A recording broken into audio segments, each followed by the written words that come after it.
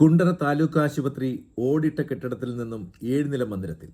മുഖ്യമന്ത്രി പിണറായി വിജയൻ ജനുവരി 19-നായിരുന്നു ഉദ്ഘാടനം നിർവഹിച്ചത്. പതിറ്റാണ്ടുകൾക്ക് മുൻപ് ഓടിട്ട കെട്ടിടത്തിൽ പ്രവർത്തനം ആരംഭിച്ച ആശുപത്രിയാണ് ഈ നിലയിൽ വികസിച്ചത്. കിഫ്ബി ഫണ്ടിൽ നിന്നും 76.13 കോടി രൂപ വിനിയോഗിച്ചാണ് കെട്ടിടം യാഥാർത്ഥ്യമാക്കിയത്.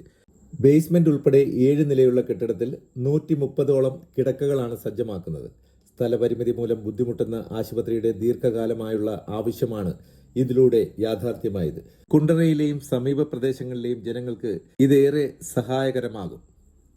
Electrical room, gas manifold, laundry, STP mortuary എന്നിവ ഉൾപ്പെടുന്നതാണ് ബേസ്മെന്റ് ഏരിയ. ബേസ്മെന്റ് ഫ്ലോറിൽ postmortem, freezer mortuary, STP, oxygen plant, fire room, electrical room, biomedical waste room എന്നിവയുണ്ടാകും.